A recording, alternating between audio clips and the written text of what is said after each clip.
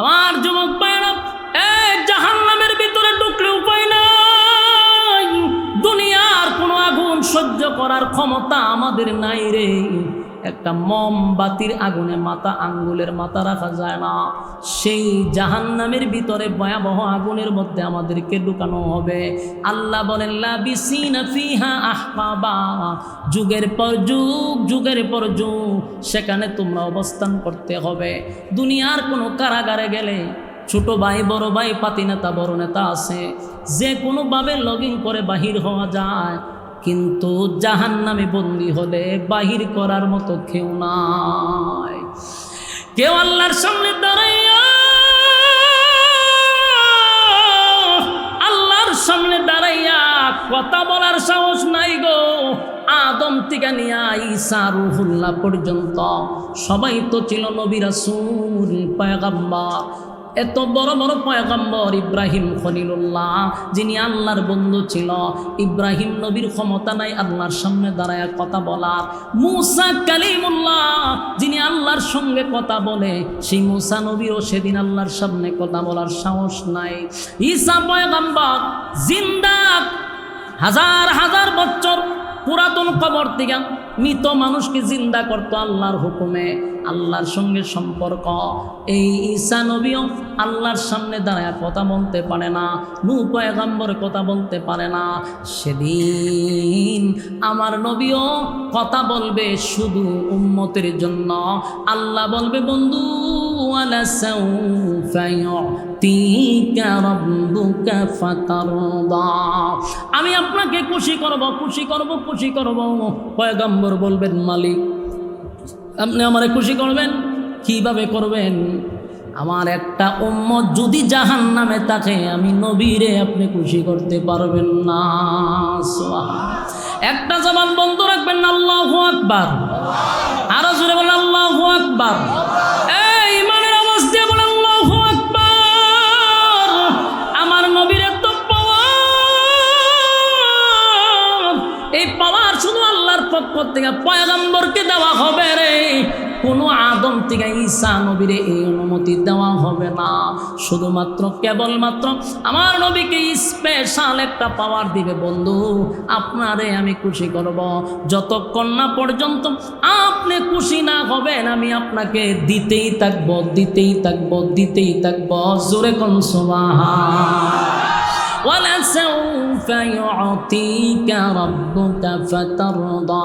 দুনিয়ায় থাকতে আল্লাহ বলছে বন্ধু আপনারে খুশি করব। আমার নবী তখনই খুশি হবে যখন তার উম্মত জান্নাতে যাবে। আমার যুবক ভাইরা, তাই নবী আমাদেরকে সুপারিশ করবে। এখানে আরেকটা কাহিনী আছে, সুপারিশও যে করবে ডালাও পাবে না। আল্লাহ বলবেন বন্ধু যারে খুশি তারে লইয়া জান্নাতে যান। সেদিন আমার নবী তাদেরকেই দরে দরে জান্নাতে নিবে যারা দুনিয়ার জমিনে নবীর সুন্নাহর উপরে চলছে, নবীর তরিকা অনুযায়ী জীবন যাপন করছে। আর যদি নবীর তরিকা অনুযায়ী জীবন যাপন আমরা না করি, আল্লাহর নবী বলবেন সুহকান সুহকান লিমান গায়্যারা বাদি, দূর হয়ে যা, দূর হয়ে যা, এমন উম্মতের আমার দরকার নাই। নবীনগরের ভাইয়েরা, সারা জীবন শুনছেন নবী সবাইরে জান্নাতে নিয়ে যাবে, না না, ইনসাফের উপরে কাজ করবে। আল্লাহ বলবে বন্ধু আপনি খুশি হন, এতটুকুই করব। নবী চাইলে সবাইরে নিয়ে যাবে, এটা তো হতে পারে না। আল্লাহ এই ক্ষমতা আমার নবীরে দিছে, কিন্তু যারা জীবনভর নবীর তরিকায় চলল না, আল্লাহর হুকুম পালন করল না, মন গড়া জিন্দেগি চালাইল, তাদেরকেও কি আমার নবী সুপারিশ করবে? যারা নবীর তরিকায় জীবন যাপন করছে, নবীর সুন্নাহ অনুযায়ী জীবন যাপন করছে, আল্লাহর হুকুম মানছে, হক হালাল মাইনা চলছে, গুনার কারণে শাস্তিযোগ্য সে জাহান্নামে গিয়ে ঢুকছে, সেখান থেকে আপনি আমার নবী মালিকের কাছে ছায়া সুপারিশ করে আপনি আমার জান্নাতে ঢুকাবে। কিন্তু বাইরে সারা জীবন মন গড়া জিন্দেগি চালাইলেন, নবীর সুন্নাহ অনুযায়ী জীবন যাপন করলেন না। আল্লাহ নবীর কাছে রিপোর্ট আসবে, উম্মতের রিপোর্ট নবীর কাছে দেওয়া হবে। নবী উম্মতের রিপোর্ট দেখা চোখের পানি ছেড়ে দেয়া বলবে, উম্মতের আরে আমি না তোদের জন্য উহুদের ময়দানে দান দান বাংলাম, আমি না তোদের জন্য তায়েফের রক্তাক্ত হইলাম, আমি আমার রক্ত দিয়া ইসলামটাকে জিন্দা করছি। ইসলাম নামক বৃক্ষের নিচে আমার সাহাবায়ে কেরামরা রক্ত দিছে, আমিও রক্ত দিলাম। ইসলাম কমপ্লিট করে তোদের কাছে রেখে আসলাম। আজকে তোরা মন গড়া জিন্দিগি চালাইলি, পীরের তরিকায় চললি, নবীর তরিকায় চললি না, আল্লাহর হুকুম মানলি না, কিন্তু পীরের হুকুম মানতে তোরা বৈশ লইয়া গুরু লইয়া মাজারও যাস, বাবার দরবারও ছাগল লইয়া যাস, কিন্তু আমি নবীর তরিকাটা মানতে তোর ভাল লাগলো না। আজকে এই হাসরের মাঠে কেমনে রে উম্মত আমি আল্লাহর কাছে তোদের জন্য সুপারিশ করি? এমন একটা জায়গা নাই যেই অংশ দিয়া তোদেরকে জান্নাতে নিব। আমল নামা তো আমার আল্লাহ আমার হাতে দাঁড়ায়া দিস। বান্দারে, আল্লাহ নবী উম্মতের আমল নামা দিকা চিৎকার দিয়া বলবে, উম্মতেরা কিভাবে আমার মালিকের কাছে আমি তোদের জন্য সুপারিশ করি? 60 বছরের জিন্দেগিতে নাই আমার সুন্নত, না আমার আল্লাহর হুকুম, জীবন বর্ত করলি মন গড়া জিন্দেগি, যেমনে মনে চায় এমনি চললি। বিপিএল খেলা দেখার সময় ছিল তোর কাছে, আইপিএল খেলা দেখার সময় ছিল তোর কাছে, ঘন্টার পর ঘন্টা সোশ্যাল মিডিয়ায় থাকার সময় ছিল তোর কাছে। সময় নাই শুধু আমি আল্লাহ এবং রাসূলের বেলা। আল্লাহ নবী কামবের বলবে, সুহকান সুহকান সুহকান, দূর হ দূর হ। এমন উম্মতের আমার কোনো দরকার নাই যেই উম্মত আমার দান দান বাঙ্গাই ইসলামকে মূল্যায়ন করলো না, আমার রক্ত মাখা ইসলামটারে মূল্যায়ন করলো না, সেই উম্মতের আমার কোনো দরকার নাই। উম্মত আর নবীর মাঝখানে একটা পর্দা পড়ে যাবে রে, উম্মত আর নবীর মাঝখানে পর্দা পড়ে যাবে। নবী চিৎকার দিয়া বলবেন, মালিক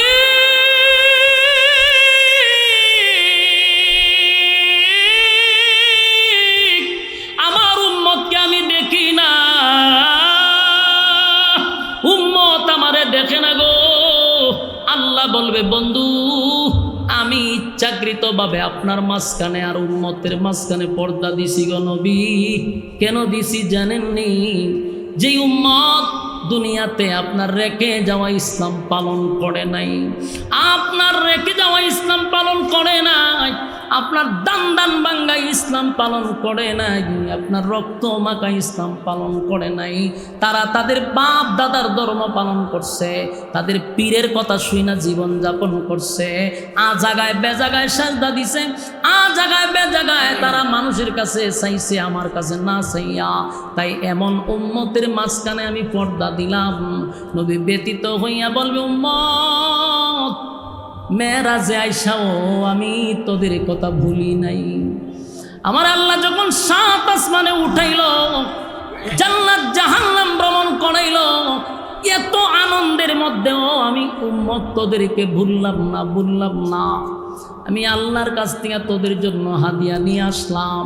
আমি মেরাজ করলাম, মালিকরে দেখলাম, তোদের জন্য আল্লাহর কাছে দরখাস্ত করলাম, মালিক আমার এতিম উম্মতরা আপনার সঙ্গে মেরাজ করবে কেমনে? আমার কথা রাখতে গিয়া আমার মালিক তোদেরকে নামাজ দিল, যেই নামাজের মাধ্যমে আল্লাহর সঙ্গে বন্দার মেরাজ হয়। আমি জান্নাতের ভিতরে গিয়েও তোদেরকে ভুলি না। বান্দারে, আমি নবী তোদেরকে কোনো সময় বললাম না, সুখের সময়ও না দুঃখের সময়ও না, যেদিন মালাকুল মউত আজরাইল আমি নবীর সামনে আসছে, দুনিয়ার কারো কথা আমি বলি নাই, আমার সন্তানের কথাও বলি নাই, আমার মেয়ে ফাতেমার কথা বলি নাই, হাসাইন হুসাইন রাদিয়াল্লাহু তাআলা আনহুর কথা বলি নাই। উম্মতের শেষ বিদায়ের সময়ও আমি তোদের জন্য আল্লাহর কাছে দরখাস্ত করছি। মালাকুল মউত আজরাইলের সামনে আল্লাহর নবী বলেন, আজরাইল রূহ নিবি পড়ে বল আমার এতিম উম্মতের জন্য আমার মালিক কি সিদ্ধান্ত নিছে? সুবহানাল্লাহ, বাড়ি দিয়া বল, হ্যাঁ আমার নবীর কত মায়া।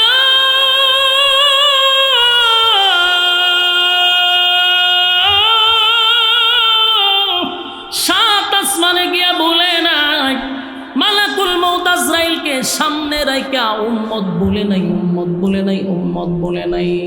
আমি নবী দুনিয়া থেকে বিদায় হওয়ার সময় তোদের ব্যাপারে ফয়সালা করে আসছি। আল্লাহ আমার এতিম উম্মতের ব্যাপারে কি ফয়সালা? দুনিয়ার থেকে যদি আমি চলে যাই আমার উম্মত এতিম হয়ে যাবে। গুনার কারণে আপনি তাদেরকে সমানে ধ্বংস করেন না। আল্লাহ গুনার কারণে আমার উম্মতকে আপনি লজ্জা দিয়েন না। আমার মালিক নবীর কথাগুলি মঞ্জুর করার পরেই দুনিয়ার থেকে রাসূলকে নিয়ে গেছে। সেই নবী কিয়ামতের মাঠে উম্মতকে প্রশ্ন করবে, উম্মতেরা রে, আমি তোদেরকে সুখের সময়ও ভুলি নাই, উম্মত তোদেরকে দুঃখের সময় আমি ভুলি নাই, কিন্তু আমি চলে আসার পরে আমার রেখে যাওয়া ইসলাম পালন করলি না, আমার মালিকের হুকুম মানলি না, আমি নবীর তরিকায় চললি না। এখন আমি আমার মালিকের কাছে তোদের জন্য কেমনে দরখাস্ত করি?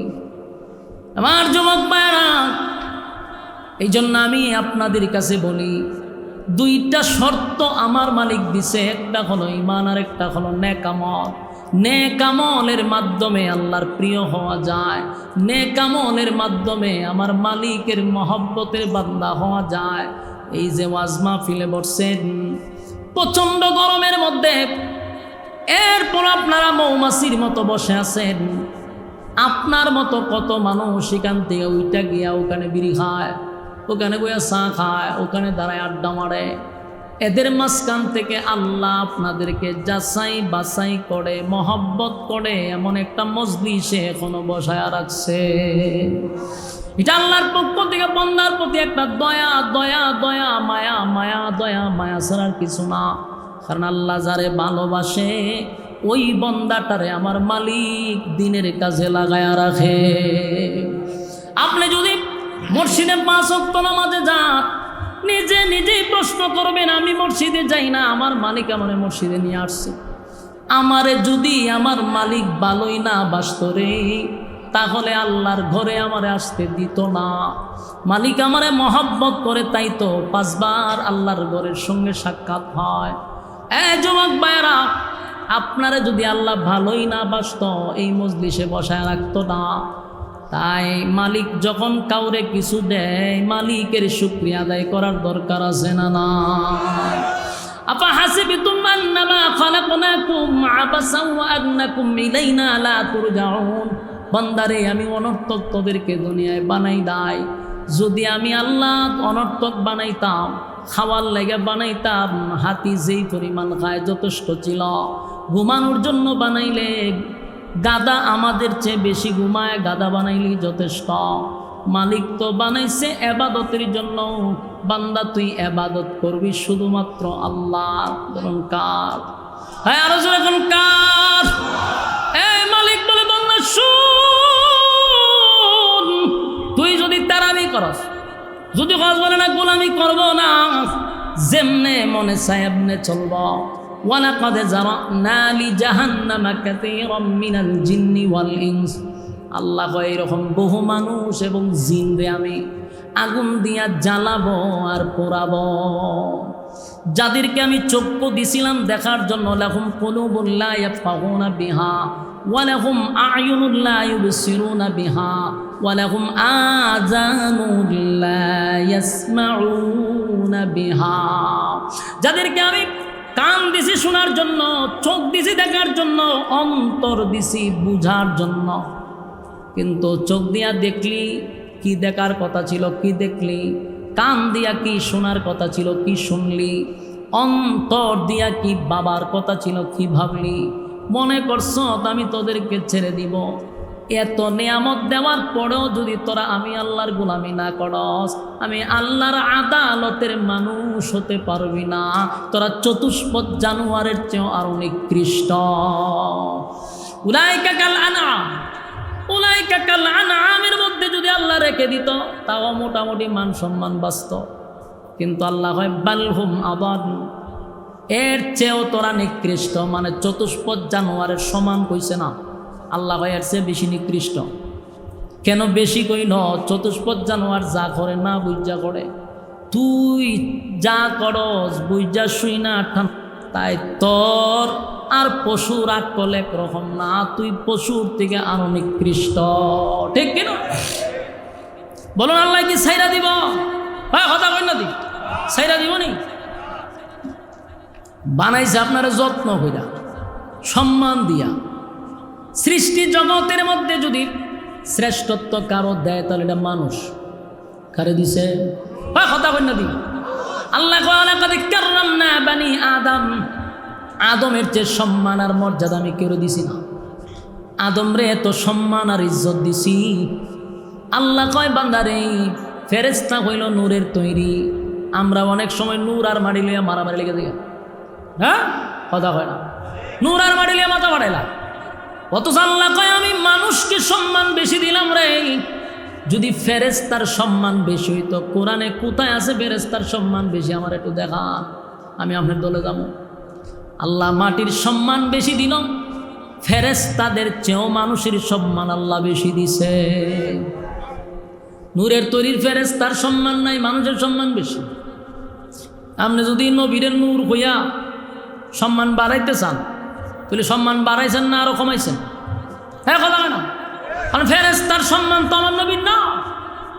ফেরেশতা তার নূর নিয়া সর্বোচ্চ সিদরাতুল মুনতাহা যেতে পারে, আর আমার নবী আরশে আজিম চলে যায়। সুবহানাল্লাহ। কিসের সাথে আপনি কি মিলাইতেছেন? আপনি নূর কইছেন, নূর তো যায় সিদরাতুল মুনতাহা পর্যন্ত, আর যাইতে পারে না। আর আমার নবী সিদরাতুল মুনতাহা টপকাই আরশে আজিম আল্লাহর সঙ্গে সাক্ষাৎ করে। সুবহানাল্লাহ। জিব্রাইল গার সামনে যাব তো আমি অস্তিত্ব হারিয়ে ফেলবো, কিন্তু আমার নবী এর পরে যায়। আপনি নূর হইয়া নবীরে শুরু করেন কেন? নূরের পাওয়ারের চেয়ে আমার নবীর পাওয়ার বেশি, এটা স্বীকার করেন। এই সমস্ত কিছু অজ্ঞ লোকগুলি নবীর ইজ্জত ফেরেশতাদের সমান নিয়ে তুলছে। অথচ ফেরেশতাদের স্টেশন হলো সিদরাতুল মুনতাহা পর্যন্ত, জিব্রাইলের উপরে যাইতে পারে না। আর আমার নবী আরশে আজিম টপকায়া চলে গেছে। সুবহানাল্লাহ। এই জন্য ছোটখাটো বিষয় নিয়ে দ্বন্দ্ব না করি, রাজি আছি ইনশাআল্লাহ। এখন আসুন আল্লাহ কি বলে, ইন্নাল্লাযীনা আমানু ওয়া আমিলুস সালিহাতি কানাত লাহুম জান্নাতুল ফিরদাউসি নুজুলা। দুইটা শর্ত, একটা হলো ঈমান আর একটা হলো নেক আমল। দুইটা শর্তের বিনিময়ে আল্লাহ কয় জান্নাতুল ফিরদাউসের মেহমান বানাবো। সুবহান। এরপর আল্লাহ বলেন খালিদিনা ফিহা লা ইয়াবগুনা আনহা হিওয়ালা।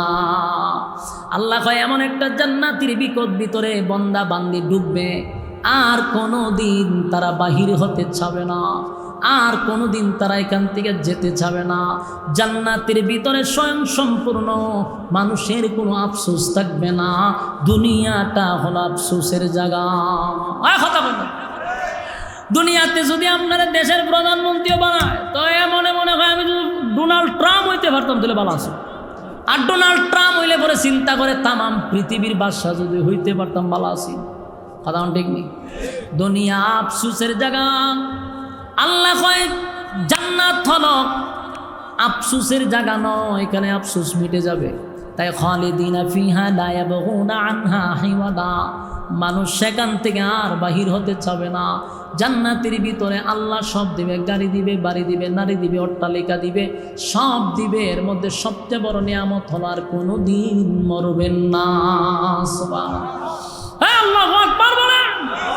আর কোনোদিন মরবেন না, এর চেয়ে বড় নিয়ামত আছে নি? হ্যাঁ, কথা হয় না। যত চিন্তা, যত টেনশন হইল মরণ। মরণ আছে বিদায় আমরা চিন্তা করি, ঠিক নেই? মরণ নাই, যার চিন্তাও নাই। জান্নাতের ভিতরে মরণ নাই, মরণ নাই, মানুষ সেখান থেকে বাহির হতে চাইবে না। রাজত্ব দিবে কমপক্ষে এই পৃথিবীর 10টা পৃথিবীর সমান রাজত্ব দিবে। সুবহানাল্লাহ। গাড়ি দিবে, বাড়ি দিবে, নারীও দিবে। দুনিয়াতে সর্বোচ্চ যদি বিয়া করতে চান কমপক্ষে হইলো 4টা করতে পারবেন, বেশি হইলে তাও বাংলাদেশও না। বাংলাদেশ এটা ঠান্ডা ভরা দেশ, এই দেশও একটার বেশি অধিক বিয়া করলে আপনার মাঝে হালাই লুচ্চা, এর চোখ বালানা, এর মন বালানা। বাস্তব না? বাস্তব। কিন্তু এটা ইসলামিক দৃষ্টিতে আপনি চাইলে 4টা করতে পারবেন, কিন্তু ঠান্ডা পড়ছে বাংলাদেশও একটার বেশি 2টা করুন যায়, ফ্রেম করুন যায়। ফ্রেম আপনি 50টা করলে কয় এটা এনজয়, কোনো অসুবিধা নাই। কিন্তু হালাল তরিকায় বিয়া করলে কয় হালাই লুচ্চা। বাস্তব না? বাস্তব। তা আল্লাহ সর্বোচ্চ না হতে 4টা পাইবে, আর জান্নাতে গেলে কমপক্ষে 72টা দিব। সুবহানাল্লাহ। বাড়ি দিয়া কইবেন 72টা বউ দিব। এটা দুনিয়ার বউ না, দুনিয়ার বউ না, জান্নাতের হুরো গিলমান এমন সুন্দর হবে, একটার দিকে তাকায়া 40 দিন নাই। সুবহানাল্লাহ। কদিন?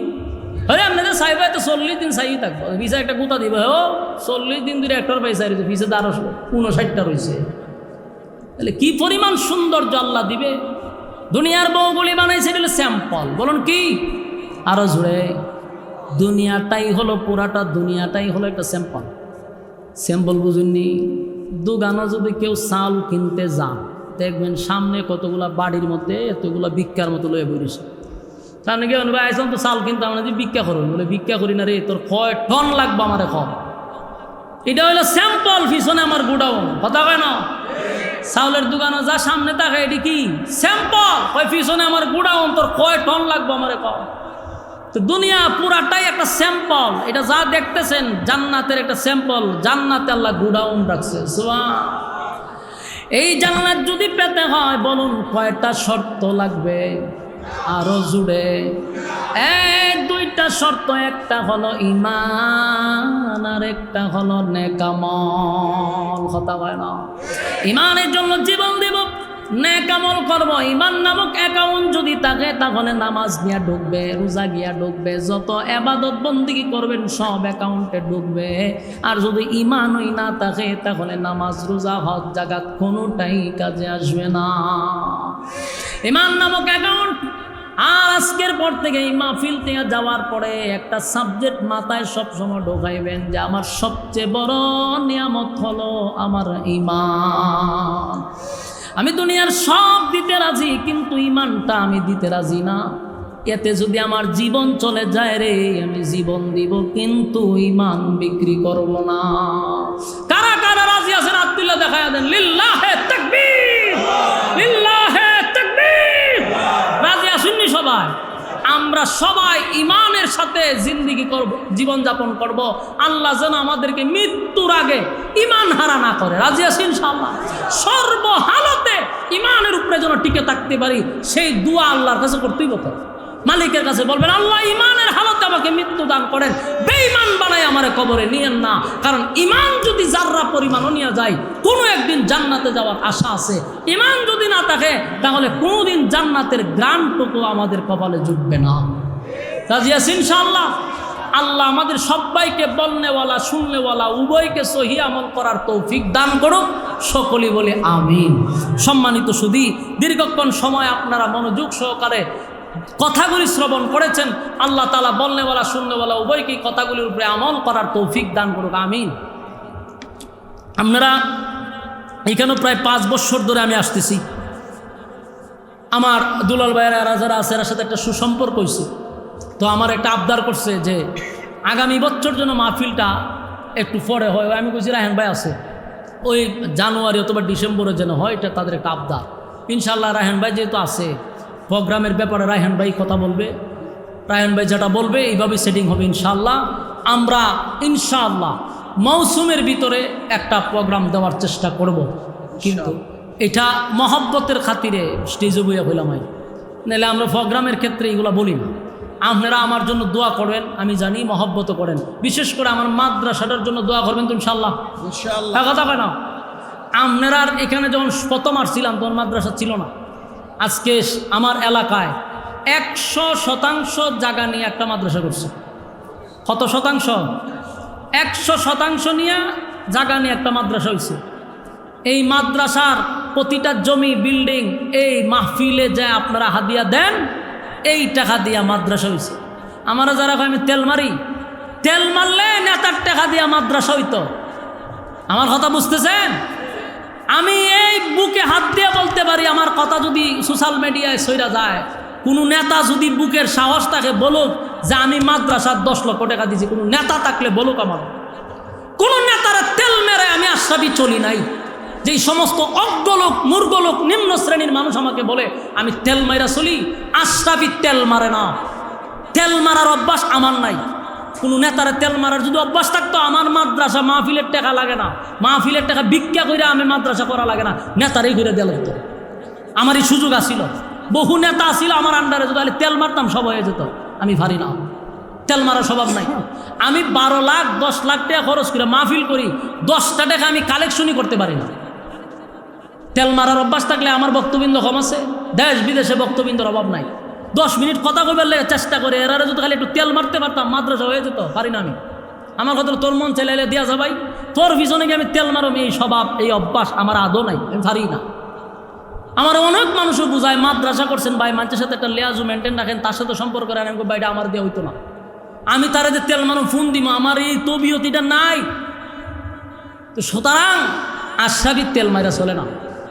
আমি যারা আমাকে বলে আমি তেল মারছি, তেল মারা বলে না এটা। আপনার এলাকার একজন এমপি যদি থাকে আপনার বাড়ির কাছে, তারে ডিঙ্গায় চলা সম্ভব আপনার? 16 বছর দেখছেন না কি হয়েছে? এরপরেও গোটা এলাকা জুড়ে আওয়ামী লীগের গাঠি, যেই সমস্ত আওয়ামী লীগের নেতারা আমার মাহফিল করতে দিল না, আমারে একটা মাস পর্যন্ত কি পরিমাণ নির্যাতন করছে, ঘুমাইতে দিল না, খাইতে দিল না। আমার শরীর কঙ্কালের মতো হয়ে গেছিল, এত নির্যাতন করছে। থানায় এসপি ডিসি দৌড়াদৌড়ি করতে করতে আমি অস্থির হয়ে গেছি। আর সেই লোকরা বলে আমি নাকি দালালি করছি। আশ্চর্য হবেন, এসপি ডিসির কাছে দৌড়তে দৌড়তে আমার অস্তিত্ব নাই, আমারে বলে ওখান থেকে ফোন ওখান থেকে ফোন, মাহফিল করতে দিবে না। সব ছিল আওয়ামী লীগের লোকেরা। আমারে 16টা বছর জামাত শিবিরের ট্যাগ লাগায় আমার বাড়ির কাছে রাখছে। আমারে আমি পড়ছি কওমি মাদ্রাসাতে, আমার ভাইয়া জামাত শিবির এই তহমত দিয়া দিয়া আমারে সব জায়গার থেকে বঞ্চিত করছে। আমার আপন ভাইগুলার সরকারি চাকরি হয় নাই শুধু জামাত শিবিরের ট্যাগ লাগার কারণে। আর আমারে কয় আমি বলে দালাল ছিলাম। নিম্ন শ্রেণীর মানুষগুলা এগুলা বলতে পারে, কোনো ভালো পরিবারের সন্তান এই কথা বলতে পারে না। আর একটা কথা ইয়াদ রাখবেন, কোনো আলেমরা ফ্যাসিস্টের দালালি করে নাই। যদিও যা দেখছেন কৌশলগত কোনো মাদ্রাসা দিনের স্বার্থে হয়ে থাকতে পারে, কিন্তু অন্তর থেকে কোনো আলেমরা ফ্যাসিস্টকে পছন্দ করে নাই। এটা ফ্যাসিস্টও জানতো, আওয়ামী লীগ সরকারও জানতো। এই জন্য সবচেয়ে বেশি কারাগারে বন্দী ছিল উলামায়ে কেরাম। সবচেয়ে বেশি নির্যাতন এই জামাত এবং কওমি মাদ্রাসার আলেমদেরকে বন্দী করে রাখছে। লাল নীল বাতি লাগায় উঠে স্টেজ, এরার একটার দেখছেন জ্বালনিতে, এরারে সরকারের দালাল হইতে পারেন আপনি।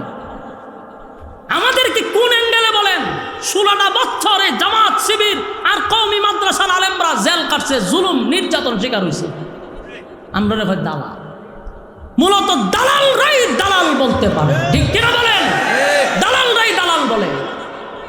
সম্মানিত শুধু আমারও বলছি, আমি আশরাফি, কাউরে তেল মারার অভ্যাস নাই, কোনো বেড়ার আমি গণিও না। মাহফিল করছিলাম যখন, তখন এই আওয়ামী লীগরা বিরোধিতা করছে, এরপরও জীবনের সমস্ত শক্তি নিয়ে দাঁড়াইছি, আসমান থেকে সাহায্য করছে আল্লাহ। কথা বুঝতেছেন? মাদ্রাসা এমনি এমনি হয়েছে না তো, জান না আগে দেন। জীবনে যা কল্পনা করছেন এর চেয়ে বেশি হয়ে গেছে। এরপরে মাদ্রাসা করার আমারই অল্প বয়সে কি দরকার ছিল মাদ্রাসা করা? আমার তখন দরকার ছিল টেকা খামামা ডাকা বাড়ি করুন, আমার বয়সে যাদের স্বপ্ন থাকে। কিন্তু আমার তো স্বপ্ন নাই। আমার যে স্বপ্ন থাকতো, আমার মতো বক্তারা এখন চলে গেলে আমার বয়স হোক, এরপরে মাদ্রাসা করুন, ওন যা খামাইবার খামাই লই, ঢাকা শহর দিয়ে একটা বাড়ি করি, ঠিক কিনা? এই স্বপ্ন তো আমার নাই। 100% জায়গা নিয়ে 3টা ভবন, ওয়াজ মাহফিলের টেকা মানছে এত টাকা নিয়ে কি করে? আর আমার প্রতিদিন কর্জা নিয়ে আমার খরচ করতে হয়। মাস ওয়াজ শেষ আমার ঋণ করা শুরু হয়। একদিকে আপনার থেকে নেই, আবার দেই, আবার আরেকখান থেকে টেকা লই, আবার মাহফিলে যাওয়া লাগে। এরকম টানা এস্ত্রার মধ্যে চলি। মানছে কয় সর্বনাশ কত টাকা। রাস্তা মাদ্রাসা দীক্ষা 8-9 জন শিক্ষকের বেতন আমার দিতে হয়, 100-150 জন ছাত্রের খাবার আমার দিতে হয়, মাদ্রাসা নির্মাণাধীন কাজ আমার করতে হয়। এরপর আলহামদুলিল্লাহ কিছু মুহিব্বিন মহব্বতের মানুষ আছে, কিছু দেয়, যদিও সেটা অনেকের কাছে অনেকগুলার মধ্যে অল্প হইতে পারে, কিন্তু মহব্বতের খাতিরে অনেকেই দেয়। আল্লাহ তো চালাইতেছে কোনো না কোনোভাবে। তো আমার সবচেয়ে কষ্ট লাগে যখন কয় দালাল। আমরা দালালি করি না। যেদিন সরকার পতন হওয়ার আগে আমি আন্দোলনে ছিলাম, সেটার এখনো প্রমাণ আছে। আমি আন্দোলন করে বাড়ি যেতে পারছি না, আমার নামে মামলা হয়ে গেছে। যখন সরকার ছিল, পরের দিন সরকার পালাইবার আগের দিন আমার দিছে প্রধান আসামি, আমার এলাকার শাহজাহানপুর ইউনিয়নের আওয়ামী লীগের সভাপতি, সে আমারে দিছে প্রধান আসামি। আমি বলে পুলিশের গাড়ি ঘুরে লিছি, অথচ আমি বাড়ি যেতে পারছি না, আমার নামে মামলা হয়ে গেছে। আওয়ামী লীগের লোকেরা মামলা করছে, আর আমারে এখন আমি আওয়ামী লীগের দালাল। চিন্তা করছেন, 16 বছর আওয়ামী লীগের মাধ্যমে নির্যাতিত, আর আজকে ফুটপাতের কিছু লোকেরা কয় আমি দালাল। আমি এটা বিশ্বাস করি, ভালো বংশের কোনো মানুষ এমন কথা বলতে পারে না। আল্লাহ বুঝার মানার তৌফিক দান করুক। আমি আপনাদের কাছে চাই, আমার মাদ্রাসাটার জন্য আপনারা শুধু দোয়া করবেন। আল্লাহ যেন এই মাদ্রাসার সুফল দেখাইয়া আমাকে দুনিয়ার থেকে বিদায় করে, সুফল না দেখায় যেন বিদায় না করে। এখন মাদ্রাসার একটা মসজিদ দরকার, 3টা ভবন হয়েছে কিন্তু একটা মসজিদ নাই। এখন আমি মাদ্রাসাতে জুমা পড়াই, জুমাটা মাদ্রাসাতে পড়াই, দেশের বিভিন্ন মানুষ সেখানে যায়। একটা মসজিদ করার একটা স্বপ্ন নিয়ে ঘুরতেছি, তাও এই মাটি বরাট করে মসজিদ করতে গেলে কোনো রকম করলো 3 কোটি টাকা দরকার। তেল মারলে তো মসজিদ হয়ে যেত গা, তেল মারবো না, মসজিদ করলে আপনারা টাকা দিয়ে মসজিদ হবে ইনশাআল্লাহ। আল্লাহ আমাদেরকে সেই তৌফিক দান করুক। আমি সম্মানিত সুধী, আমরা দোয়া করি বিশেষ করে এই দৌলতপুর পশ্চিম পাড়াবাসীর উদ্যোগে আজকের এই মাহফিল, প্রবাস দেশের ব্যবসা বাণিজ্য যারা করে সবাই মিলে, গ্রামবাসী মিলে এই মাহফিলটা করে প্রত্যেক বছর। আলহামদুলিল্লাহ, আমারও আড়াই হানবার মাধ্যমে আপনাদের সাথে একটা সুসম্পর্ক হয়েছে। আমিও দোয়া করি আল্লাহ কিয়ামত পর্যন্ত এই মাহফিলটাকে কবুল করুক, এই মাহফিলের মাধ্যমে এলাকাবাসীকে আল্লাহ নাজাতের উসিলা করে দেবে। আমিন। জি, মানুষের স্ট্রোক করে মারা গেছে, ইন্নালিল্লাহ। তার মানে সংবাদ শুনে তার ফুফু মারা গেছে, ইন্নালিল্লাহি ওয়া ইন্না ইলাইহি। সংবাদ শুনে সুখে ফুফু মারা গেছে, ছেলেটা এখনো বিদেশে আছে, লাশ এখনো আসে না। বিশেষ করে তার জন্য, তার ফুফুর জন্য উজ্জ্বল করে নাম, ছেলেটার নাম উজ্জ্বল। আল্লাহ এবারে জান্নাতের উচ্চ মাকাম দান করুন। ফুটফুটে বাচ্চার, একটা বাচ্চা 2 বছর বয়স। চিন্তা করছেন, প্রবাসে সুজন উজ্জ্বল কমিটির সদস্য, এই মাহফিল কমিটির সদস্য উজ্জ্বল ভাই মালয়েশিয়া প্রবাসী, 2-3 দিন আগে দুনিয়ার থেকে চিরবিদায় হয়ে গেছে। তার সংবাদ শুনে তার ফুফু আবার স্ট্রোক করে মারা গেছে। আর তার বাচ্চা আছে একটা, ছোট একটা বাচ্চা দিয়ে দুনিয়াতে বিদায় হয়ে গেছে। আল্লাহ তাআলা তার ফ্যামিলিকে ধৈর্য ধারণ করার তৌফিক দান করুক, এবং আমার ভাই উজ্জ্বল ভাইকে আল্লাহ জান্নাতের উচ্চ মাকাম দান করুক, তার ফুফুকেও আল্লাহ জান্নাত দান করুক, তার পুরা ফ্যামিলিটাকে আল্লাহ ধৈর্য ধারণ করার তৌফিক দান করুক। আমরা সবাই তার জন্য দোয়া করি। এই মাহফিলটার জন্য অক্লান্ত পরিশ্রম যারা করছে সবার জন্য আমরা দোয়া করব। আল্লাহুম্মা সাল্লি আলা মুহাম্মদ ওয়া আলা আলি মুহাম্মদ কামা সাল্লাইতা আলা ইব্রাহিম ইন্নাকা হামিদুম মাজিদ। আল্লাহুম্মা আমিন। ربنا ظلمنا أنفسنا وإن لم تغفر لنا وترحمنا لنكونن من الخاسرين. ربنا لا تزغ قلوبنا بعد إذ هديتنا وهب لنا من لدنك رحمة إنك أنت الوهاب يا أرحم الراحمين يا حي يا قيوم الله يا حي يا قيوم الله রব্বুল আলামিন আপনার কুদরতি নজর দিয়ে একটু তাকান। কত সাদা সাদা দাড়িওয়ালা মুরব্বীরা হাত বাড়াইছে আল্লাহ, কত হাজি সাহেবরা হাত বাড়াইছে আল্লাহ। এই মজলিসে কত ছোট ছোট মাসুম বাচ্চারা হাত বাড়াইছে, নৌজওয়ান তরুণ যুবক ভাইয়েরা হাত বাড়াইছে, পর্দার আড়ালে আমার নেককার মা বোনেরা হাত বাড়াইছে আল্লাহ। বিশেষ করে জাতির শ্রেষ্ঠ সন্তান হযরত উলামায়ে কেরামরা হাত বাড়াইছে। আমি গুনাহগার, নাগান্দা, নাফরমান, নালায়েক, অযোগ্য, মুসাফির হালতে আপনার দরবারে হাত বাড়াইছি। মেহেরবানি করে গো, জীবনের সগীরা কবিরা, ইচ্ছা অনিচ্ছা, দেখিয়া না দেখিয়া, অঙ্গ প্রত্যঙ্গর দ্বারায় যত গুনাহ করছি, মেহেরবানি করে জিন্দগির সব গুনার উপরে লজ্জিত মাফ চাই আল্লাহ। বাকি জিন্দগি যতদিন বাঁচায় রাখবেন, ইহদিনাস সিরাতাল মুস্তাকিম, সঠিক সরল রাস্তার উপরে জীবনটাকে পরিচালনা করার তৌফিক। আমাদের দাবি অনুযায়ী আমরা ইমানদার। এখানে যারা বসছে কেউ নিজেরে বেঈমান দাবি করবে না, সবাই নিজেরে, যে জীবনে কোনোদিন এক ওয়াক্ত নামাজ পড়ে না, ঈদও যায় না, পশ্চিম দিকে উসুটকায় ফরেও না, সারাদিন গাজা মাজা লইয়া ভরে থাকে, মুসমুস লাল ঘুরে লইছে, রোজা নাই, নামাজ নাই, হজ নাই, জাকাত নাই, ফরদাও নাই, হালাল হারাম তো মানেই না, সারা গ্রামে সুদের টাকা লাগাই রাখছে, তুলে আর খায়। এমন একটা ব্যক্তিরে যদি কি আপনি কন আমি ইমানদার না বেঈমান, বুকের মাঝে 3টা তাপা দিবে, আমি ইমানদার। বাস্তব কইছি না অবাস্তব? আপনারা আওয়াজে বোঝা যায় আমি মিছা কথা কইছি। আমি আমার জীবনে বহুই রকম লোক দেখছি, হের জীবনে নামাজই পড়ছে না, সূরা ফাতিহাও পারে না, উজু কেমনে করে এটাও জানে না। কিন্তু আমি জিজ্ঞেসি আপনি ইমান আসেনি ভিতরে, গাড়ি সভ্য না, পাক্কা ইমানদার আমি। বেঈমান হয়ে থাকতো না, বেঈমান হলে লাঠিতে বাইরে নিয়ে শুরু করবো। তাহলে দাবির বেলায় তারও কি আছে? ইমান আছে। এ দাবি করতেছে আমার ইমান আছে। সুদ, ঘুষ, জেনা, ব্যভিচার যা আছে সব একটা মানুষের দ্বারা হচ্ছে, কিন্তু দাবির বেলায় সে ইমানদার। কথা হয় না দি? ইমানদার। সব মানুষের একটাই দাবি, হুজুর আমরা ইমানদার। এখন আপনি তারে বেঈমান বলবেন এমন কোনো সুযোগই নাই, বলার কোনো সিস্টেম নাই। একটা মানুষ নামাজ নাই, রোজা নাই, যেমনে মানুষ এমনি চলতেছে, কিন্তু দাবি করে ইমানদার। আপনি তারে বলতে পারবেন বেঈমান? কেন বলতে পারবেন না? কারণ ইমান মাফার থার্মোমিটার আপনি আমার কাছে নাই। ইমান মাফার থার্মোমিটার নাই। জ্বর উঠলে দেখবেন ফার্মেসির থেকে কোনো ডাক্তার আনেন, আওয়ার পরেই প্রথম বগল এই হাতটার উপরে তুলে বগলের নিচে একটা খাড়ি ঢুকাই পাবে। দেখছেন না আপনারা?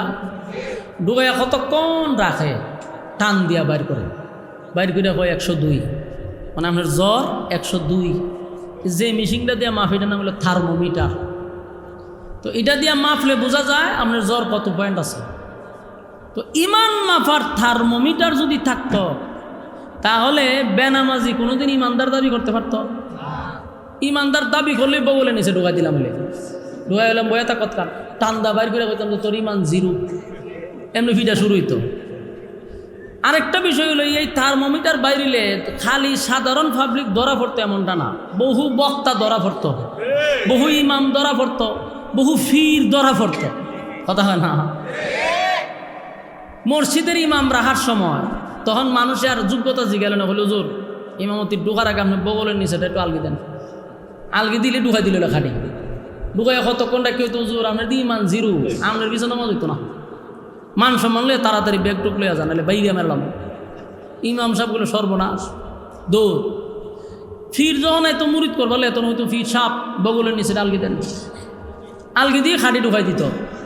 ঢুকাই হয়তো ফির সাপ আপনার তো ইমান 0 পয়েন্টও আছে, তা আপনার কাছে মুরিদ হই কেমনে? বেজ্জতি বেড়াকে তাড়াতাড়ি দৌড়েন। ফিরও দৌড়াইতো। নেতায় যদি আইতো বক্তব্য দিত, হয়তো আমার চরিত্র ফুলের চেয়ে পবিত্র, হয়তো পবিত্র আর অপবিত্রটা পরে আগে বগুলের নিচে আলগি দেন, ঠিক নেই? নেতার বগুলের নিচে খাটি ঢুকাই দিত। ঢুকাইয়া কতক্ষণ টান্দা বাইরে হইতো, নেতাজি ইমান 0, আপনার মতো এরকম ফতার হইলে বুট দেওয়ান যেত না। বাইরেন বাস্তব না বাস্তব? বক্তা এসে ওয়াজ করতো, এখন আমারে নিচে নামে হয়তো হুজুর ওয়াজ করবেন, পর আগে বগুলের নিচে আলগি দেন। আলগি দিয়া আইনা টান্দা করতেন, হুজুর আপনার তো ইমান 0, বাড়ির যান গিয়া বিদ্যুতি বার আগে। বাস্তব না বাস্তব? তার মানে এই সিস্টেম যদি আল্লাহ চালু করতো, কেউ বাঁচার কোনো সুযোগ নাই। কথা কই না দি? যেহেতু আল্লাহ থার্মোমিটার দিছে না, তাই সুদ করেও হয় আমি ইমানদার, ঘুষ করেও হয় ইমানদার, বেনামাজিও হয় ইমানদার, বেফরদাওয়ালাও হয় ইমানদার, টেন্ডারবাজেও হয় ইমানদার, সাদাবাজেও হয় ইমানদার। বাস্তব না বাস্তব? কিন্তু আমাদের কাছে যদিও থার্মোমিটার নাই, আল্লাহর কাছে আসেনি। আল্লাহ তার থার্মোমিটার দিয়া দেখতেছে যে আমরা যে দাবি করি ইমানদার, মূলত আমাদের ইমান 0। এই জন্য কোরআনের প্রায় জায়গাতে আল্লাহ বারবার বলতেছে ইয়া আইয়ুহাল্লাযীনা আমানু। যত জায়গায় ইয়া আইয়ুহাল্লাযীনা আমানু, সব জায়গায় আল্লাহ ইমানদারে ডাকছে, এরা ইমানদার, ইমান আন। হ্যাঁ ইমানদার, জাহান্নামের আগুন থেকে বাঁচ, ইমানদার আমাকে ভয় কর। তো আল্লাহ সব জায়গায় ইমানদার রে কয়, বেঈমান রে কয় না। ইমানদার রে কেন কয়? কারণ হে ইমানদার দাবি করে, কিন্তু এর ইমানের কৌটা 0। এই জন্য আল্লাহ আমরা বারবার সতর্ক করতেছে যে দাবি তো করস ইমানদার, কিন্তু আমি আল্লাহ জানি তোর ইমানের কৌটা 0। এই জন্য সতর্ক হ। আল্লাহ বলেন ইয়া আইয়ুহাল্লাযীনা আমানু কু আনফুসাকুম ওয়া আহলিকুম নারা। আল্লাহ বলেন হে ইমানদাররা, জাহান্নামের আগুন থেকে বাঁচো এবং তোমার পরিবারকে বাঁচাও। ইমানদার রে কইছে না বেঈমান রে কইছে? ইয়া আইয়ুহাল্লাযীনা আমানু তাকুল্লাহা হাক্কা তুকাতিহ। আল্লাহ কয় হে ইমানদাররা, আমারে ভয় করো। ভয় করার মতো বেঈমান রে কইছে না ইমানদার রে কইছে? জোরে কন। সব জায়গায় ইমানদাররা সতর্ক করে কেন? কারণ আমরা সাবাবাজি করতেছি, ইমান নাই 0, সাবাবাজি দিয়ে আমরা টিকে আছি। যেন আল্লাহ বারবার সতর্ক করতেছে সাবাবাজি করলে চলবে না, সত্যিকারের ইমানদার হতে হবে। কথা কয় না। এই কথা তো না ভুলা লইয়েছেন কেন? কথা কয় না, কথা কয় না। কথা কি মনোযোগ আছে? কেউ মনোযোগ দিয়ে না শুনলে সামনের আলোচনা বুঝতেন না। আপনারা তো বইও চিন্তা করেন যে ছক্কাচারি মারত, আগে তো বল বুঝতেই বল, আর স্প্রিং বল না ফাস্ট বল না বুঝলে তো ওই যে বাংলাদেশে যেভাবে পড়া শুরু হয় ওইভাবে পড়তে থাকবেন। ওয়াজ আয়সা প্রথম সাবজেক্ট বুঝবেন যে কোন বিষয়ে আলোচনা করবে এবং তার ভূমিকাটা কি, এগুলো যখন ফলো করবেন সামনের আলোচনা বুঝতে সুবিধা হবে। সম্মানিত শুধু এখন আসুন, আল্লাহ শর্ত দিছে দুইটা, সুসংবাদ দিছে একটা। শর্তের মধ্যে প্রথম হলো ইমান। তো এতক্ষণ ইমানের কথা বললাম যে দাবি করলেই চলবে না সত্যিকারের ইমানদার হতে হবে? ইমানদার হইতে হইব, দাবির বেলায় না, কাজের বেলায় ইমানদার হতে হবে। এখন আসুন আরেকটা এক্সাম্পল দিই। ইমান হলো একটা অ্যাকাউন্ট। ইমান হলো একটা অ্যাকাউন্ট। অ্যাকাউন্ট কেন বললাম?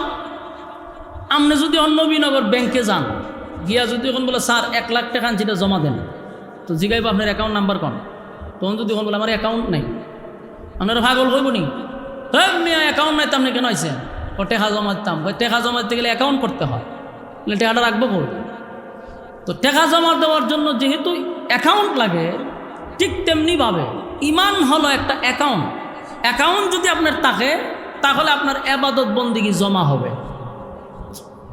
ওই ওয়াজ করে আর বুঝিনি তো, বুঝলে হা না করতে তো। এখন আবারও বলছি, ইমান হলো একটা অ্যাকাউন্ট। অ্যাকাউন্ট যদি থাকে তাহলে নামাজ পড়বেন অ্যাকাউন্টে ঢুকবো, রোজা রাখবেন অ্যাকাউন্টে ঢুকবো, সৎ কাজ করতেছেন অ্যাকাউন্টে ঢুকবো। অ্যাকাউন্ট আছে বিদায় ঢুকতেছে। ইমানই নাই আমরা নামাজ পড়ে কি করতে, এটা ঢুকবো কো? ইমান নাই আপনি মানুষের সেবা করে কি করবেন, ঢুকবো কো?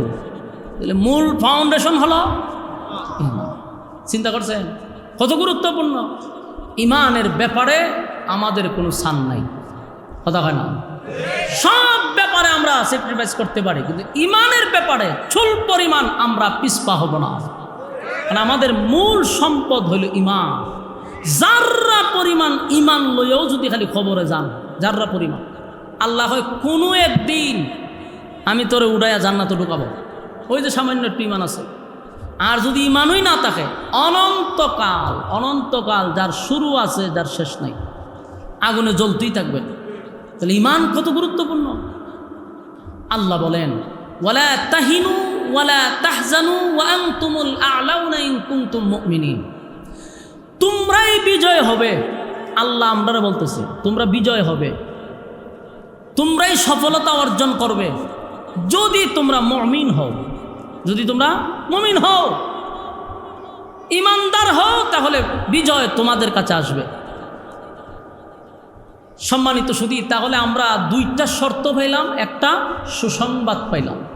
আল্লাহ বলেন ইন্নাল্লাযীনা আমানু ওয়া আমিলুস সালিহাতি কানাত লাহুম জান্নাতুল ফিরদাউসি নুজুলা। আল্লাহ বলেন 1 নাম্বার শর্ত হলো যদি তোমরা ঈমান আনো। ঈমান আনবো কার উপরে?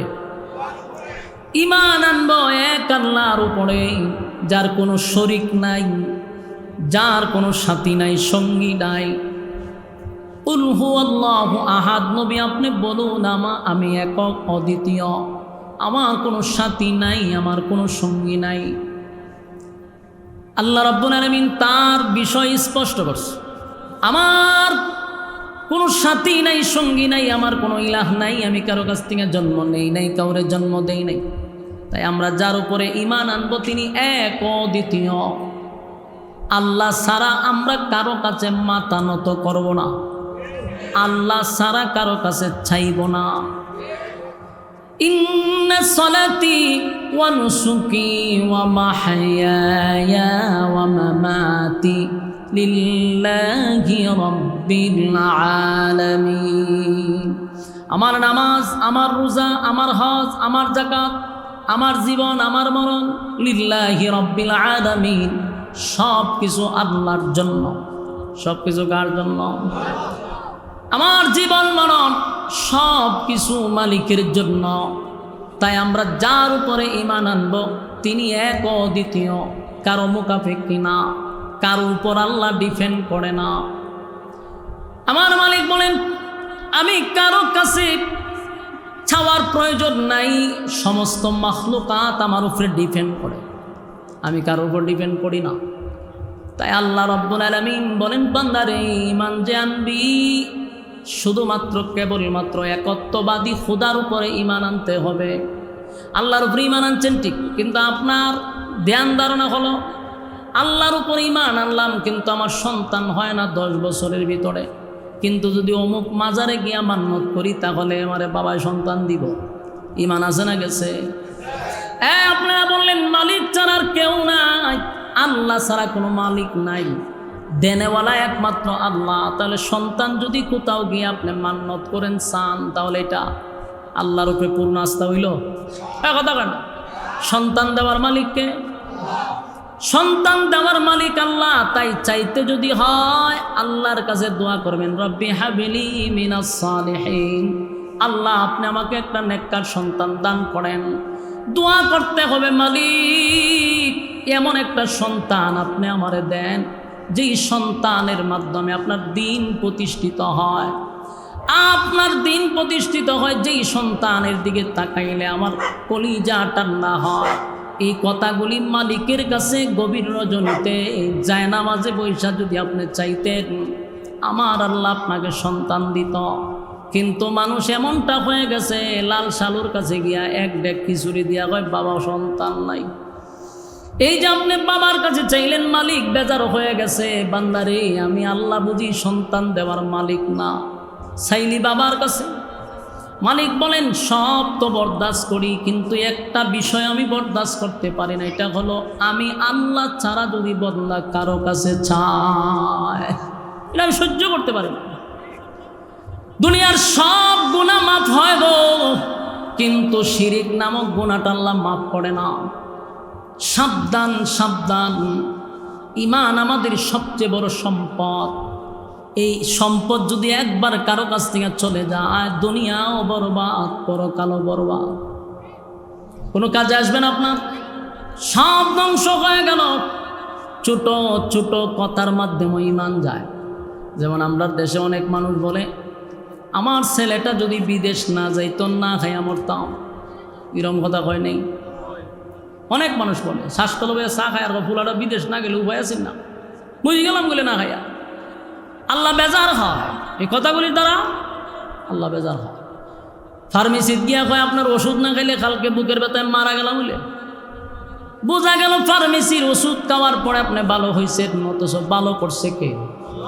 এই জন্য ছোট ছোট কথাগুলি বলার সময় সাবধান, ছোট কথার মাধ্যমে ঈমান চলে যায়। আল্লাহ বলেন প্রথম নাম্বার শর্ত হলো ঈমান। যদি তোমরা ঈমান আনো, আমি আল্লাহ ওয়াদা দিলাম জান্নাতুল ফিরদাউসের মেহমান বানাবো। তাহলে ঈমান আনতেই হবে। এখন প্রশ্ন হলো, ঈমান যে আমরা আনছি, যদি সত্যিকারের ঈমানদার আপনি আমি হয়ে থাকি, তাহলে লিখে রাখেন, কসম খুদার ঈমানদারের উপরে ঈমানি পরীক্ষা হয়। ঈমানদারের উপরে ঈমানের পরীক্ষা হবে। পরীক্ষা ছাড়া আপনাকে জান্নাতে ঢুকতে দিবে না, কারণ এই দুনিয়াটাই হলো একটা পরীক্ষার হল। আল্লাহ বলে, বান্দা শুন, এই পৃথিবীটা হলো ক্ষণস্থায়ী, ক্ষণস্থায়ী, ক্ষণস্থায়ী, এটা থাকার জায়গা নয়। এই পৃথিবীতে কেউ থাকতে পারে নাই, না পারছে? এই পৃথিবীতে কেউ থাকতে পারে নাই, ক্ষমতা দিয়েও থাকতে পারে নাই। আল্লাহ কয় ফেরাউনের দিকে তাকায়া দেখ, আমি তারে থাকতে দিছি না। নমরুদের দিকে তাকায়া দেখ, আমি তারেও থাকতে দেই নাই, ক্ষমতা কম ছিল না। আল্লাহ বলেন তাদেরকে আমি ধ্বংস করে দিলাম, শুধু বরত্ব দেখাইছে, নিজেরে অনেক বড় দাপটশালী মনে করছে। আমি তাদেরকে মাটির সঙ্গে মিশায়া দিছি, আবু জাহেলটাও মাটির সঙ্গে মিশায়া দিছি, ঘুষ ধ্বংস করে দিছি, ট্রাম্পরেও ধ্বংস করব, এমনকি ওয়াংসাং সুচিরেও আল্লাহ ধ্বংস করবে, আমরা আর আফারেও কিন্তু আল্লাহ ধ্বংস করবে। কথা হয় না? যারা এই জমিনে জুলুম করছে, আল্লাহ কয় আমি কাউরে ছাড়বো না, জুলুম মালিক পছন্দ করে না। এটা শুধু আফা না, আমিও যদি জুলুম করি আল্লাহ আমারও ছাড়বে না। জুলুম আল্লাহ পছন্দ করে না। বান্দারে জুলুম আমি আল্লাহ পছন্দ করি না। আমি বান্দাদেরকে ছাড় দেই বান্দা সংশোধন হওয়ার জন্য। ছাড় পাওয়ার পরে দেখা যায় বান্দা আরও নাফরমানি করে, আরও জুলুম করে। আল্লাহ কয় আমি কিন্তু নাটায় ধরে রাখছি। গুড়ি যখন আকাশে উড়ে গুড়ি মনে করে আমি তো অনেক দূরে আছি, কিন্তু গুড়ি জানে না মালিকের হাতে আমার নাঠায় লাগানো। টান দিলেই আমি মালিকের কাছে আসতে হবে। তাই আল্লাহ বলে বান্দারে এই জুলুম বরদাস্ত করতে পারি না। যুবক ভাইয়েরা, দুনিয়া নামক পরীক্ষার হলে প্রত্যেকটা মানুষকে পরীক্ষা দিতেই হবে। দুনিয়া ক্ষণস্থায়ী আর পরকাল চিরস্থায়ী। বলুন, দুনিয়া ক্ষণস্থায়ী, পরকাল চিরস্থায়ী। চিরস্থায়ী পরকালের সময় অনুযায়ী এই 60-70 বছর মাত্র কয়েক ঘন্টা। কয়েক ঘন্টার জন্য পৃথিবীতে আসছি একটা পরীক্ষা দেওয়ার জন্য। পরীক্ষার হলে পরীক্ষায় যদি ফেল মারি অস্তিত্ব থাকবে না, উপায় থাকবে না যদি পরীক্ষায় ফেল মারি। আমার যুবক ভাইরা, বুদ্ধিমান ওই ব্যক্তি, ব্রেইনি ছাত্র ওইটা প্রশ্ন পাওয়ার পরেই খাতায় লেখা শুরু করছে, কারণ সময় কম। আর কিছু কিছু ছাত্র দেখবেন বৈশা বৈশা গল্প করে, কলমে কামড়ায়। সময় কিন্তু দুজনেরই যাচ্ছে। কেউ লিখে লিখে সময় পার করছে, কেউ গল্প করে পার করছে। সময় কি কারো জন্য থেমে থাকবে? সময় কারো জন্য থেমে থাকে না। তাই আমার একটা আবদার হলো, দুনিয়া নামক পরীক্ষার হলে আসছি, সময় কারো জন্য থেমে নেই। সময় পানির স্রোতের মতো দৌড়তেছে। এই পৃথিবী ক্ষণস্থায়ী, ক্ষণস্থায়ী। একদিন মালাকুল মউত আজরাইল আপনি আমার সামনে এসে যাবে। সেদিন বলতে পারবেন না যে আমারে 10টা মিনিট সময় দেন। একটা সেকেন্ডও আপনি আমাকে সময় দেওয়া হবে না। কথা কি বুঝতেছেন? সময় দেওয়া হবে না। আমার যুবক ভাইয়েরা, তাই পরীক্ষা দিতে আসছি। ইমানদার ইমানের পরীক্ষা হবে। বলুন, কিসের পরীক্ষা? ইমানের পরীক্ষা হবে। এই যুবক ভাইয়েরা, দিলের কান লাগায় শুনি। নিজে যখন ইমানদার দাবি করব, নিজে যখন ইমানদার দাবি করব, নিজে যখন ইমানদার দাবি করব, এটাও লেখা রাখেন ইমানের পরীক্ষা আছে না নাই? আল্লাহ বলেন আমিনু কামা আমানান নাস। এই ঈমান আনবি তাদের মতো ঈমান আনো। এখানে আমিনু কামা আমানান নাস, কাদের মতো ঈমান আনবো আল্লাহ বইলা দিছে। তাদের মতো তারা কারা? আমরা জানি তারা হলো সাহাবায়ে কেরাম। আমিনু কামা আমানান নাস, ঈমান আনো তাদের মতো তারা হলো সাহাবায়ে কেরাম, যারা ঈমানের পরীক্ষায় উত্তীর্ণ হয়েছে, বিনিময়ে জান্নাতের সার্টিফিকেট পাইছে। সুবহানাল্লাহ। আমাদের ঈমানি পরীক্ষা হবে। আরেকটা কথাও শুনে রাখেন, পরীক্ষার কিন্তু সাবজেক্ট ভিন্ন ভিন্ন হতে পারে। কাউরে আল্লাহ গরিব বানাইয়া পরীক্ষা করবে, বুঝে নিবা এটাই তোমার সাবজেক্ট। কাউরে আল্লাহ ধনী বানাইয়া পরীক্ষা করবে, বুঝে নিবা এটাই তোমার সাবজেক্ট। কাউরে আল্লাহ মুসিবত দিয়া পরীক্ষা করবে, বুঝে নিবা এটাই তোমার সাবজেক্ট। যুবক ভাইরা, গরিব বানাইয়া পরীক্ষা করে গো, দিন আনে দিন খায়, তার অভাব শেষ হয় না। বুঝতে হবে এটাই তোমার পরীক্ষা। এই হালতেই বলতে হবে আলহামদুলিল্লাহ। আমরা দেশের স্বভাব বড় খারাপ। যদি অভাব লাগে দেখে আল্লাহ আর কেউ দেখে না, খালি আমারই দেখে। অভাবের উপর অভাব, আল্লাহরে দোষারোপ করে। বন্দায় জানে না এটাই তোমার সাবজেক্ট, এই সাবজেক্টেই পরীক্ষা দিতে হবে। কাউরে আল্লাহ কোটি কোটি কোটি কোটি হাজার কোটি টাকার মালিক বানায়, ওই 1000 কোটি টাকার মালিকের সাবজেক্ট হলো ধনী। ধনী অবস্থায় মালিক তার পরীক্ষা নেয় রে। ওই পরীক্ষায় যদি উত্তীর্ণ না হতে পারস, ধনী তোর খবর আছে। গরিবের বেলায় পরীক্ষা হবে, গরিব তোর খবর আছে। মুসিবত দেয় মাঝে মধ্যে, আল্লাহ মুসিবত দেয়। বড় বড় মুসিবত আসবে, বিপদ একটার পর একটা আসবে। বুঝতে হবে সাবজেক্ট এটাই, আমার উপরে মুসিবত আসবে। মুসিবতের উপরে ধৈর্য ধারণ করতে হবে, ধৈর্য নিয়ে বলতে হবে আল্লাহ যেই অবস্থায় রাখছেন আলহামদুলিল্লাহ, আপনার ফয়সালার উপরে আমি সন্তুষ্ট।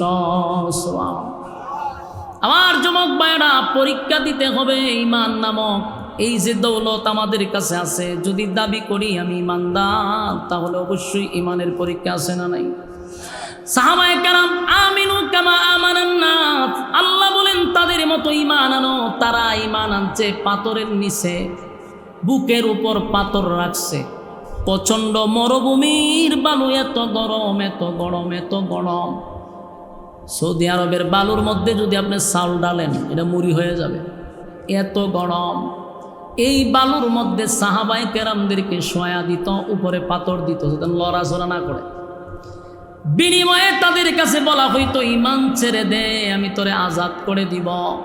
সাহাবায়ে কেরাম পাথরের নিচে থাইকা বলতো, জীবন দিতে পারি, ঈমান দিব না। আমার যুবক ভাইরা, শুধু তাই নয়,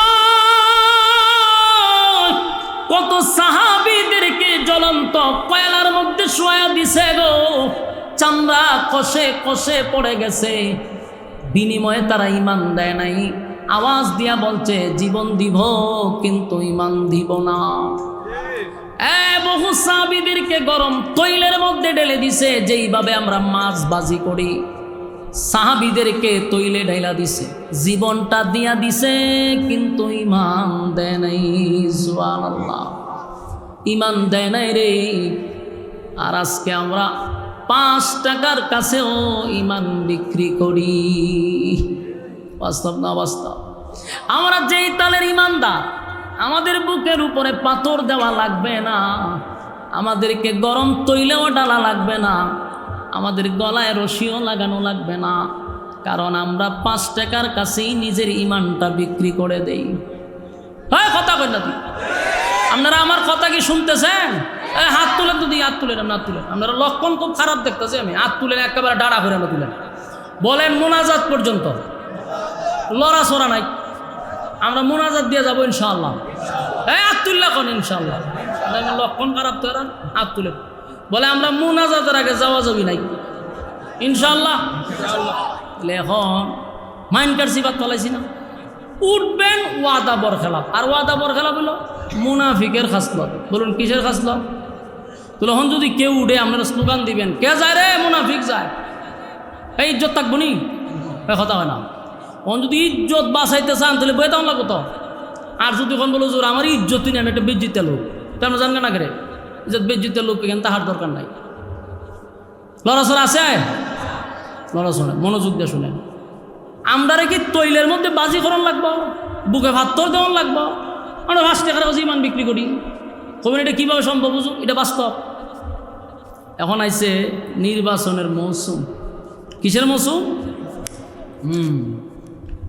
ধুমধারাক্কা নির্বাচনের মৌসুম চলতেছে। বহু নেতা দেখবেন মাশাআল্লাহ এখন মাথার টুপি লাগাইব, কথা কয় না? সারা জীবন টুপির বিরুদ্ধে, কিন্তু অহন টুপি লাগায়, পাঞ্জাবিও লাগায়, লাগাইয়া পুরা মৌলবি সালাম আলকি দেয় সবাই। আয়া ওয়াজও আয়া চেরা মন চায় ওয়াজও করে। ওরে বাপরে বাপ, বাপরে বাপ, চতুর্দিক দিয়ে এখন খালি মৌলবি। সারা জীবন না টুপিদারের বিরুদ্ধে কথা বলে, তো ইলেকশনের মৌসুম আইলে এরা মাথা টুপি দালায়। প্রত্যেকটা নেতার মাথা দেবেন টুপি আছে, পাঞ্জাবি লাগায়, লাগায় সালাম আলকি দেয়। তো দেখবেন বর্তমান গ্রামগঞ্জে শহরে কোন যেখানেই কোন শাসটুলগুলো এখন দেখে রমরমাট ঝমঝমাট। বাস্তব না বাস্তব? শাসটুলে গিয়া দেখবেন একটা চেয়ারও খালি নাই। এটা সংসদ ভবনের মতো। মাননীয় স্পিকার হলেন যিনি ক্যাশবাস্কর সামনে বসে থাকেন, উনি হলেন স্পিকার। আর সবাই সংসদ সদস্য। এখানে বৈশাখ গল্প আড্ডা চলতেছে, আর মাঝে মধ্যে নেতারা ঢুকে সালাম আলকি দেয়। সালাম দেওয়ার পরে কয় আপনারা কি চাটা খাইছেন? না খাইছি না। তো সবার রং সামার দুমসে রং চা দেয়, ইচ্ছা মতো রং চা খায়। খাওয়ার পরে কয় বুটটা কারে দিবেন? রং চা দিয়ে খাওয়াইছেন আপনি, বুট আপনাকেই দিতে হবে। নেতায় খুব খুশি, সালাম আলকি আরেকটা দিয়া জায়গা। কিন্তু যারা চা খাইছে এরা উঠে না। এরা কি উঠে গেছে গা? না আছে, এরা বইয়ে রয়েছে যে খালি ফাটি না আরো আইব। কতক্ষণ পরকে দেখা যায় আনারস মার খাইছে, আয়া দিছে আরেকটা সালাম আলকি দেয়া হয় আপনারা কি চাটা খাইছেন?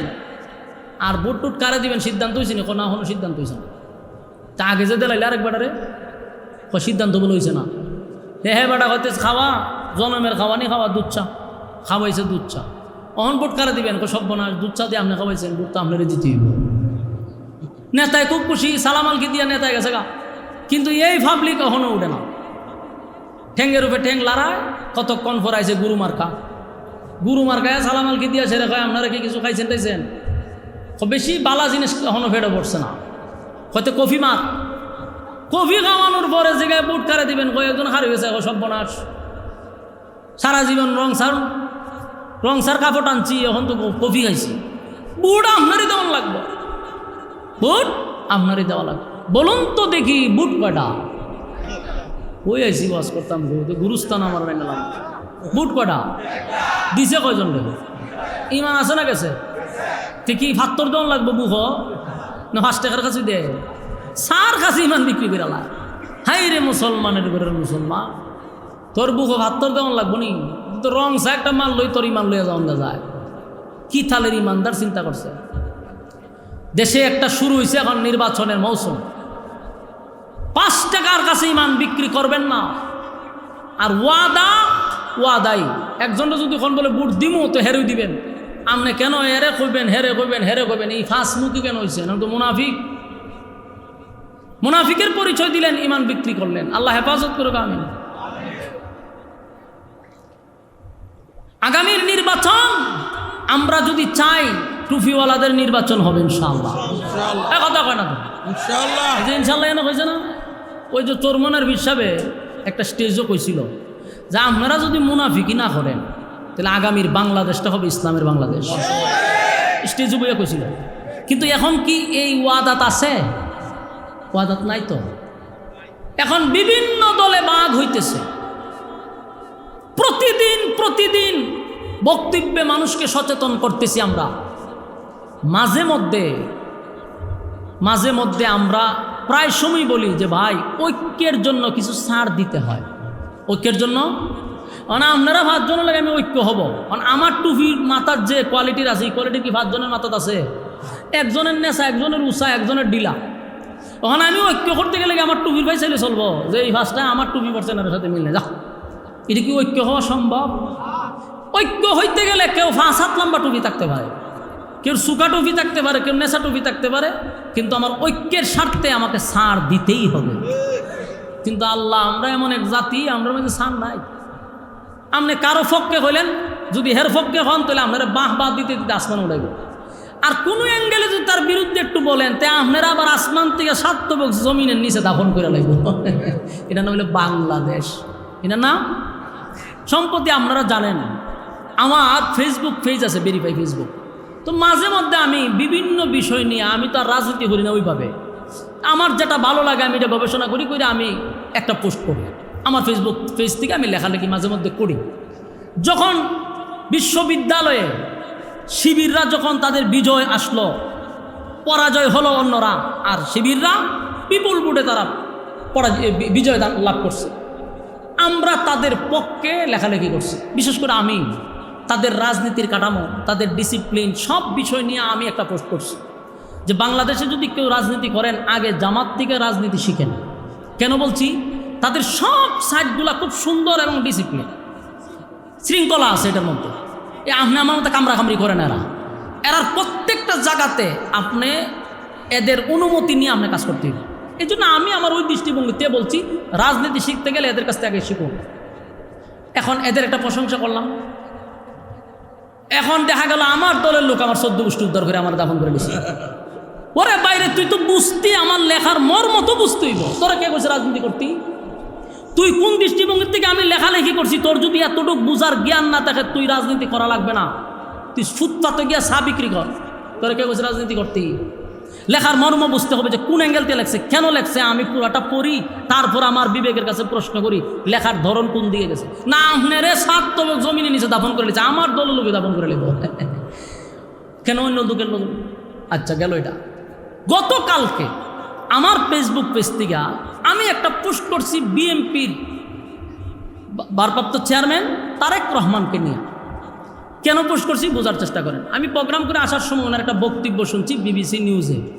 আগাগোড়া পুরোটা শোনার পরে আমার যেই জিনিসটা সবচেয়ে ভালো লাগছে, যার কারণে ওনার প্রশংসা আমি করছি। এখন ওনার প্রশংসা করছি কি ওনার দলের লোক, আমি কথা হয় না, প্রশংসা কেন করছি? প্রত্যেকটা মানুষের একটা ভালো দিক আছে, সব মানুষের খারাপ না, কিছু কিছু মানুষের ভালো দিক আছে না নাই? আওয়ামী লীগ তো ফেসিস্ট, সবচেয়ে খারাপ দল, কিন্তু আওয়ামী লীগের মধ্যে কি সব খারাপ ছিল? কিছু ভালো লোক ছিল না? আপনি কি অস্বীকার করতে পারবেন? বিএনপিরে আমরা সবাই কই এটা সাদাবাজি করে, দুর্নীতি করে, অনেক কিছু গালাগালি করি, বিএনপির মধ্যে কি ভালো লোক নাই? সাদাবাজি খালি বিএনপির মধ্যেই হয়? এনসিবি তো সবচেয়ে জনপ্রিয় সবার কাছে, এনসিবির মধ্যে কি সাদাবাজি নাই? উপদেষ্টারা যে চেয়ারও বইয়া রয়েছে, এরা কি সাদাবাজি করতেছে না? এরা দেশের টাকা লুট করতেছে না? বাড়িব তো সব, আমার কথাগুলি রেকর্ড থাকুক। তাহলে আমি যদি একটা মানুষের ভালো দিকটা তুল্লা ধরি, আপনার বুঝার মতো ক্ষমতা থাকতে হবে। ছবি দিককেই আমার 14 গোষ্ঠী উদ্ধার করা শুরু করছে, দালাল দালাল দালাল দালাল। তোরে কেটা বলছে ফেসবুক চালাইতি, তুই সারাদিন টিকটকও তাকস, সারাদিন আখাম কুখাম দেখস, এটা তুই তাক। তোরে কেটা কইছি এই সমস্ত লেখালেখি পড়তি, যাই লেখা পড়ার পরে তোর বুঝ নাই, তোর কে হয়েছে লেখালেখি পড়তি, আয়াল দালাল দালাল শুরু করেছি। যা, আমি একটা দল করি জানেন, আমি আরেক দলের প্রশংসা করলে বুঝতে হবে এখানে কোনো একটা অ্যাঙ্গেল থেকে, কোন দৃষ্টিভঙ্গির থেকে, এটা বুঝতে হবে না? উনি এখানে যে জিনিসটা তুলে ধরছে সেটা হলো, এই যে আমরা বলি ওনার নেতা, ওনার যে দলের যে কর্মীরা তাকে বানায়া দিছে বিপ্লবের মাস্টার মাইন্ড। দেখছেন না স্লোগান দেয় তারেক রহমান, আপনি জানেন কি বিপ্লবে কিতা 5ই আগস্টের নেতা আপনি, অথবা মাস্টার মাইন্ড আপনি, বলেন এরকম স্লোগান। তো গতকালকে উনার কথা শুনে যখন ওনাকে সাংবাদিকরা প্রশ্ন করতেছে যে আপনি কি 5ই আগস্টের বিপ্লবের কি কোনো মাস্টার মাইন্ড ছিলেন, উনি বলছেন যে না, সারা বাংলাদেশের জনতাই ছিল এটার মাস্টার মাইন্ড, আমি মাস্টার মাইন্ড ছিলাম না। এবং কারা কারা এটার মধ্যে অংশগ্রহণ করছে, এর মধ্যে একটা হলো মাদ্রাসার ছাত্রদের কথা বলছে। আমার এই জায়গাটা ভালো লাগছে। কেন ভালো লাগছে? এখন যতগুলো উপদেষ্টা বসছে, যতগুলো রাজনীতিবিদ আছে, সবাই যার যার ক্রেডিট নিয়ে চলে, কিন্তু কোনো আলেমদের ব্যাপারে তারা বক্তব্য দেয় না। আলেমরা যে রক্ত দিল, উলামায়ে কেরাম যে শাহাদাত বরণ করলো 5ই আগস্টে, এই কথাগুলি তারা সোশ্যাল মিডিয়ার সামনে বলতেই রাজি না, আলেমদেরকে সবসময় মাইনাস করে। আমার কাছে এই জিনিসটা ভালো লাগছে, যেটাই হোক একটা দলের সর্বোচ্চ নেতা, উনি যেহেতু বলছে মাদ্রাসার ছাত্ররা জড়িত ছিল, এই কথাটা আমার ভালো লাগছে, তাই আমি লিখছি। উনার কথাগুলি আমার কাছে ভালো লাগছে। উনি একজন রাজনীতিবিদ হিসাবে যে কথাগুলি তুলছে সুন্দর সাবলীল ভাষায়, সব কথাগুলি তুলে ধরছে। কিছু মাথা মোড়া আছে, একেবারে নিম্ন শ্রেণীর কিছু লোক আছে, এখানে এসে আমার দালাল হইয়া আমার 14 গোষ্ঠী উদ্ধার করে দিচ্ছে। কথা বুঝতেছে? ওই ব্যারিস্টার সুমন ছিল আমাদের সোনারঘাট মাতবপুরের এমপি, নাম শুনছেন না? এমপি হওয়ার আরও 3 বছর আগ থেকে তার সাথে আমার একটা সুসম্পর্ক ছিল, এলাকা হিসাবে আমার বাড়িতে তার বাড়ি খুব কাছে, আমার সাথে সুসম্পর্ক ছিল, আমার সম্মান করতো, ভালোবাসতো। উনি আমার ওয়াজেরও বক্ত ছিল এবং আমার গজল আজানগুলি উনি শুনতো। এই কারণে এক মাহফিলে গেছিলাম, পরে উনি আমার সাথে এমনি সম্পর্ক হয় এমপি হওয়ার 3 বছর আগ থেকে। পরে হইল উনি এমপি, এখন সম্পর্ক যে 3 বছর আগে সেটা কি বাদ দেওয়া সম্ভব? এমপি তো হচ্ছে ফোরেন, তখন ওনার সাথে সম্পর্ক, উনি আমার ফোন টোন দেয়, ভালো বড় জিগায়। উনি এমপি হওয়ার পরে যে প্লাস পয়েন্টটা ছিল, আমার মাদ্রাসার মাহফিল এর আগের এমপি থাকতে মাহফিল করতে দিছেন আমার, বহু যুদ্ধ করে সংগ্রাম করে আমার মাহফিলটা করতে হয়েছে। আর এমপি যখন সুমন হলো তখন হলো ওদের কোনো অনুমতি লাগতো না মাহফিল করেন, কেটা বাধা দেয় আমার জানাইবেন। তা আমি লোকের দালালি করতাম না, তো তোর দালালি করতাম? এটা কি দালালি হয়ে গেছে? এটা তো দিনের দালালি নয়। সে আমার আগের থেকে তার সম্পর্ক, এখন আমার দালাল বানিয়েছে, সুমনের দালাল। আমার মাহফিল করতে দিল না আগের আওয়ামী লীগ এমপি মন্ত্রী, সে এমপি হওয়ার পরে বলছে কোনো অনুমতি নাই মাহফিল করান, কেউ বাধা দিলে আমারে বলবেন আপনি। তা আমি তার গান গাইব না, কি তোর গান গাইব রে? আমি গেছি দালাল। অথচ সুমন ভাই বলতে পারবে না যে তার কাছে আমি নিজের স্বার্থে 10টা টাকা ওনার কাছে আমি চাইছি। আমি তো স্বয়ং সম্পূর্ণ, আমি আরেকজনের কাছে কি চাওয়া লাগে? আমার চাওয়ার দরকার আছে। যেই পরিমাণ ইজ্জত আর সম্মান আপনারা দেন, এর চেয়ে বেশি সম্মান আর কি লাগে? তো এগুলা নিয়ে যে লেখালেখি করেন দালাল মালাল কইয়া, কার মাথায় কুড়াল মারতেছেন? এগুলা করলে কি ঐক্য হবে কোনোদিন? কথা না। ঐক্য হইতে গেলে ছাড় দিতে হবে। ঐক্য হইতে গেলে যদি বাংলাদেশের সব টুপিওয়ালাই এক হয়, কসম খোদার এদেশে ইসলাম বিজয় হবে, এতে কোনো সন্দেহ নাই, কোনো সন্দেহ নাই। যদি আমি আপনার মন ঠিক থাকে, মুখে বললাম একটা, অন্তরে আর একটা, কোনোদিন ইসলাম বিজয় হবে না। আমি আশরাফি 1 মাস ধরে ঐক্যের গান গাইতেছি, আর আমারে বানাই দিছে এখন বিএনপির দালাল। এদের কি পরিমাণ নিম্ন মন মানসিকতা চিন্তা করছেন? কতটুক নিম্নমান মানসিকতা আর কত কম শ্রেণীর মানুষ, নিম্ন শ্রেণীর মানুষ হলে একজন আলেমকে যে কোনো দলের দালাল বানায় দিতে পারে। আল্লাহ আমাদেরকে এই সমস্ত হিংসার থেকে হেফাজত করবে। আমার যুবক ভাইরা, আমরার পিছনে কারো পা চাটতে হবে না, ওই দলের নেতারা আমাদের পা চাটতে বাধ্য হবে। মানে এদেশে 96% মুসলমান, এই দেশের মানুষ আলেমদেরকে সম্মান করে, ইমামদেরকে ইজ্জত করে। ইমামরা যদি ডাক দেয়, একটা মহল্লা একত্রিত হয়ে যায়, একটা ইসলামিক নেতা যদি ডাক দেয়, গোটা ডাহাশকর অচল হয়ে যায়। সেখানে অন্য দলের ফাঁসাটার আমাদের কি দরকার? কিন্তু আমরা দিয়ে কইতে পারি না, ওদের টুপি লইয়া গোতাগতি, পাঞ্জাবি লইয়া গোতাগতি হয়, এর গলা খাটা না কেড়ে, এর কলার ওলা কেড়ে, এ লেগে যাবে দরবার। আল্লাহ আমাদের এই সমস্ত হিংসার থেকে হেফাজত করবে। আমার যুবক ভাইরা, ইসলামের ক্ষেত্রে, দিনের ক্ষেত্রে যদি আমি আপনি স্যাক্রিফাইস না করি, তাহলে আমাদের অবস্থা হবে মারাত্মক। মুসলমানদের আজকে অধপতন এর একটাই কারণ হলো ঐক্য থেকে দূরে সরে যাওয়া। মুসলমান আজকে মার খাইতেছে কেন জানেন? শুধুমাত্র ঐক্য না থাকার কারণে। আজকে 85% সম্পদ এখনো মুসলমানের হাতে, কিন্তু গোটা বিশ্বে মুসলমান মার খায়, মুসলমানরা একত্রিত হতে পারে না। ইরানরে মারলে সৌদি আরব ভেবে হাসে, হ্যাঁ? মুসলিম দেশ একজনে মারতেছে, এরা অস্ত্র দেয় কেন? সব মুসলিম রাষ্ট্র যদি এক হইতো, আমেরিকার বাপের ক্ষমতা আছে যে মুসলমানের উপর আক্রমণ করত? গাজাকে ধ্বংস করার সাহস থাকতো যদি মুসলমানরা মুনাফিকি না করতো? এই আরব দেশগুলো যদি মুনাফিকি না করতো, তাহলে ইসরায়েলের একটা মা বোনও, ফিলিস্তিনের একটা মা বোনও আজকে এই বাংলাদেশ, এই পৃথিবীর থেকে তারা চলে যেতে পারতো না, রক্তাক্ত হইতো না, দর্শিত হইতো না, লাঞ্ছিত হইতো না, অপমানিত হইতো না, শুধু আমাদের মুনাফিকের কারণে। আল্লাহ আমাদের এই মুনাফিকির থেকে হেফাজত করুন। আব্দুল্লাহ ইবনে সাবা পৃথিবীর সর্বপ্রথম মুসলমানদের ঐক্যের মধ্যে ফাটল ধরেছিল। আব্দুল্লাহ ইবনে সাবা মুসলমানের লেবাস নিয়া, সে ছিল ইহুদি কিন্তু লেবাসটা ছিল মুসলমানের। এই উসমান রাদিয়াল্লাহু তাআলা আনহুর খেলাফতের জিন্দেগির একটু পড়বেন, তাহলে ভাইবেন যে মুসলমানের ফাটল কখন থেকে শুরু হয়েছিল। উসমানের খেলাফত থেকে যে মুসলমানের ঐক্য নষ্ট হয়েছে, আজকে পর্যন্ত মুসলমানদের মধ্যে আর ঐক্য হয় নাই। এর আগে মুসলমানরা গোটা পৃথিবী শাসন করছে, হযরত উমরের আঙ্গুলের ইশারায় অর্ধ পৃথিবী পরিচালিত হইত। কিন্তু উসমানের সময় 12 বছর শাসন করার পরে এই আব্দুল্লাহ ইবনে সাবা ইহুদি মুসলমানের বেশ দুইরা আইসা মুসলমানদের ঐক্য নষ্ট করছে। আজ ঐক্য হইল না, কাইল ঐক্য হইল। যেদিন মুসলমানরা ঐক্য হবে, কসম খোদা এই জমিনে কালেমার পতাকা উড়বে, এতে কোনো সন্দেহ নাই। ঐক্য হইতে রাজি আছি ইনশাআল্লাহ? হ্যাঁ, কথা হয় না? আমরা যদি ঐক্য হই, বাংলাদেশে আর কেউ রে গণার আমরা দরকার নাই, শুধু আমরা ঐক্য হয়ে গেলে। কিন্তু এখন তো বলছে ঠিক মাহফিলের পরে শেষ। বাস্তব না বাস্তব?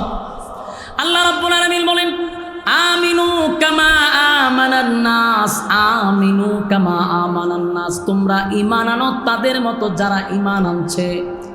তারা হলো সাহাবায়ে কেরাম। আমার যুবক ভাইরা, ঈমানের পরীক্ষা দিতে গিয়া তারা তৈলের মধ্যে পর্যন্ত চলে গেছে, জ্বলন্ত কয়লার মধ্যে তারা চলে গেছে, বুকের উপর পাথর রাখছে, ঈমান ছাড়ে নাই। আর আমরা আজকে শাস্ত্র লেগে বিক্রি হয়ে যায়। এই জন্য আমি বলছি, রব্বে কারিম বলেন, বান্দারে শর্ত তো দিলাম মাত্র 2টা, এর মধ্যে একটাই হলো ঈমান আর একটা হলো নেক আমল। ঈমানটা লইয়া যদি কবরে আসস, নেক আমল লইয়া যদি কবরে আসস, ওয়াদা দিলাম জান্নাতুল ফিরদাউস আমি তোদেরকে দিয়া দিব, সুবহানাল্লাহ। কিন্তু ঈমান নামক পরীক্ষা দিতে হবে, ঈমান নামক পরীক্ষা দিতে হবে। সুমাইয়া রাদিয়াল্লাহু তাআলা একজন মহিলা হইয়া ঈমানের পরীক্ষা দিছে। ফেরাউনের বউ আসিয়া ঈমানের পরীক্ষা দিছে। আমার যুবক ভাইয়েরা, ঈমানের পরীক্ষায় তারা উত্তীর্ণ হয়েছে। আসিয়া ছিল ফেরাউনের বউ, কালেমা পড়ার কারণে মুসা পয়গম্বরকে পয়গম্বর মানল, একত্ববাদী খোদার উপরে ঈমান আনল। ফেরাউন আসিয়ারে পর্যন্ত প্যারাক মারল। প্যারাক বুঝেননি? আসিয়ারে, ফেরাউন ছিল দেশের বাদশাহ, বাদশার বউ ছিল আসিয়া। সেই আসিয়া ঈমানের জন্য পরীক্ষা দিছে, হাজার হাজার মানুষের সামনে আসিয়ারে উলঙ্গ করছে। নাউজুবিল্লাহ। আমার যুবক ভাইরা, দিলের কান লাগায় শুনি, একটা মহিলা, পৃথিবীর 4 জন মহিলা আছে শ্রেষ্ঠ, পৃথিবীর 4 জন মহিলা হলো শ্রেষ্ঠ, এর মধ্যে একজন হলো আসিয়া। ফেরাউনের বউ, কাফেরের বউ হইয়া পৃথিবীর 4 জন মহিলার মধ্যে একজন মহিলা। সেই আসিয়া ইমানের পরীক্ষা দিছে রে। হাজার হাজার মানুষের সামনে ফেরাউন তার বউকে মাটির সঙ্গে শোয়া দিল, কাঠের উপরে রাইকা হাতের মধ্যে প্যারাক মারছে, পায়ের মধ্যে প্যারাক মারছে। চামড়াগুলি শরীর থেকে যেইভাবে আমরা খাসি জবাই করার পরে চামড়া ছিলি, আসিয়ার শরীর থেকে চামড়াগুলি টেনে টেনে খোলা হয়েছে। প্রচণ্ড রুদ্রের মধ্যেই চামড়া শরীর থেকে সরাইয়া রুদ্রের মধ্যে শোয়া রাখছে। আসিয়া আসমানের দিকে তাকায় বলে, মালিক, আমার ইজ্জত বিসর্জন দিছে, আমার কোনো দুঃখ নাই গো, কিন্তু জান্নাতের ভিতরে আপনি আমার একটু আশ্রয় দিবেন আল্লাহ। এই জালেম আমার হাজার হাজার মানুষের সামনে উলঙ্গ করে দিল, আমার ইজ্জতটা আমি বিসর্জন দিলাম, আমি বিনিময়ে শুধু আপনার কাছে জান্নাত চাই। আল্লাহ আসিয়ার এত সম্মান আর এত মর্যাদা বাড়াইছে। আল্লাহ বলেন 4 জন মহিলার মধ্যে আসিয়া একজন, যে আসিয়ার সঙ্গে আমার নবীকে জান্নাতে আল্লাহ বিবাহ করায়া দিবে।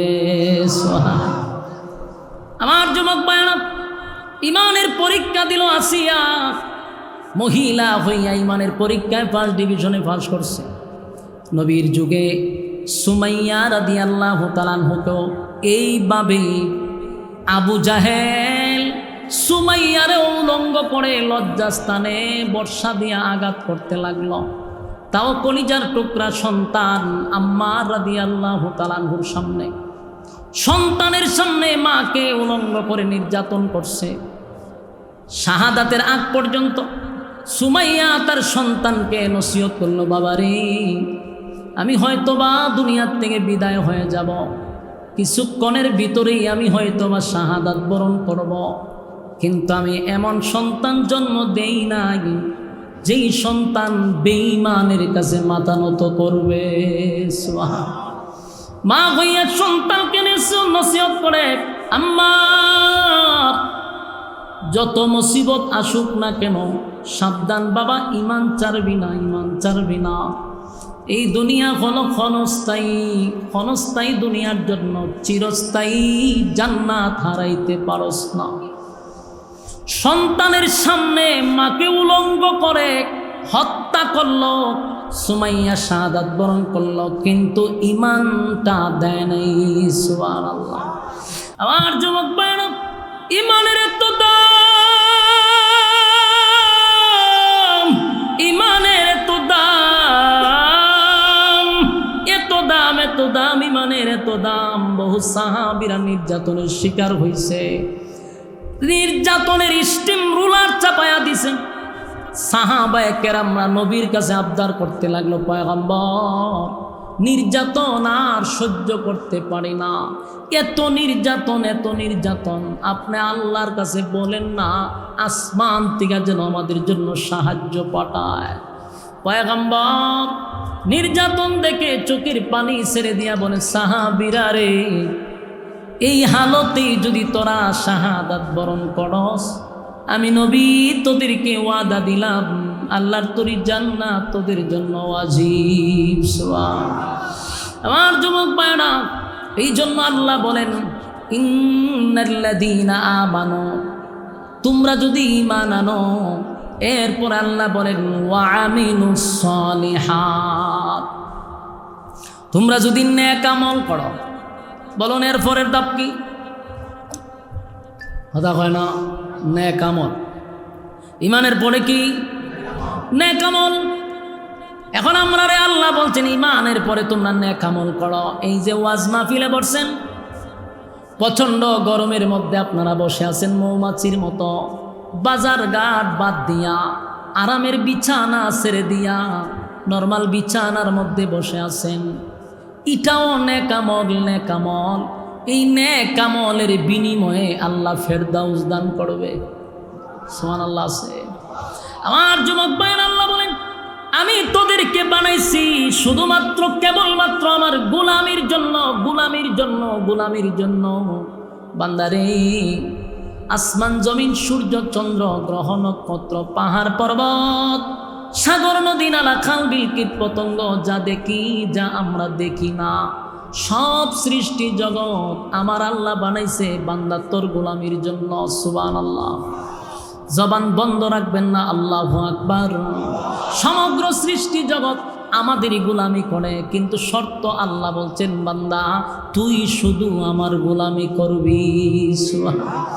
তুই আমার গোলামি করবি, আমারে সেজদা দিবি, জায়গায় বে জায়গায় সেজদা দিবি না, জায়গায় বে জায়গায় চাইবি না। যদি চাইতে হয় আমার কাছে চাইবি, মাথা যদি নত করতে হয় আমার কাছে করবি। তামাম পৃথিবীর মাখলুকাত বান্দা তোর গোলামি করতে বাধ্য। সূর্য এই পৃথিবীর থেকে 13 লক্ষ গুণ বড়, 13 লক্ষ গুণ বড়, 9 কোটি 30 লক্ষ মাইল উপরে সূর্যটা। এত বড় সূর্য বান্দা তোর গোলামি করে, তোর গোলামি করে। বান্দারে সাগর নদী নালা খাল বিল তোর গোলামি করে, তুই শুধু গোলামি করবি আমার। কারণ আমি তোরে অনর্থক বানাই নাই, অকারণে বানাই নাই বান্দা, নিজ প্রয়োজনে বানাই নাই, খাওয়ার জন্য বানাই নাই, ঘুমানোর জন্য বানাই নাই। আফা হাসিবেতুম আন্নামা খালাকনাকুম আবাসান ওয়া আন্নাকুম ইলাইনা লা তুরজাউন। আল্লাহ বলেন অনর্থক বানাই নাই বাংলা, শুধুমাত্র কেবলমাত্র আমা খালাকাতুল জিন্না ওয়াল ইনসা ইল্লা লিয়াবুদুন। মানব দানব দুইটা জাতিরে বানাইছি শুধুমাত্র কেবলমাত্র আমি আল্লাহর গোলামির জন্য, আমি আল্লাহর গোলামির জন্য। গোলামি যদি না করস আমি আল্লাহ ওয়াদা দিলাম, ইন্না জাহান্নামা কানাত মিরসাদা, নিশ্চয়ই জাহান্নাম তোদের জন্য ওত পেতে বসা, লিত্তাগিনা মাআবা, এই সীমা লঙ্ঘনকারীদের জন্য, সীমা লঙ্ঘনকারীদের জন্য। সীমা লঙ্ঘন কারা করলো? আল্লাহর দেওয়া নিয়ামত খাই আল্লাহর নাফরমানি যারা করলো। যেমনে মনে চায় বান্দা তুই এমনে চলস, আমি আল্লাহ না তোরে কিছু নিয়ম কারণ দেখায়া দিলাম, লাগাম সারা চলতেছস, যেমনে মনে চাই এমনি চলস। উলামায়ে কেরাম মিম্বরে বৈশা তোদেরকে নসিহত করে, কানে ঢুকে না। ওয়াজ মাহফিলে এত ওয়াজ করে জান্নাত জাহান্নামের বয়ান করে, তোরা শুনস না। তোর মন গড়া জিন্দেগি চালাইলি, লিত্তাগিনা মাআবা, সীমা লঙ্ঘনকারীদের জন্য জাহান্নাম। এই জাহান্নামে যদি আল্লাহ একবার ঢোকায় রে, উপায় থাকবে না, উপায় থাকবে না, উপায় থাকবে না।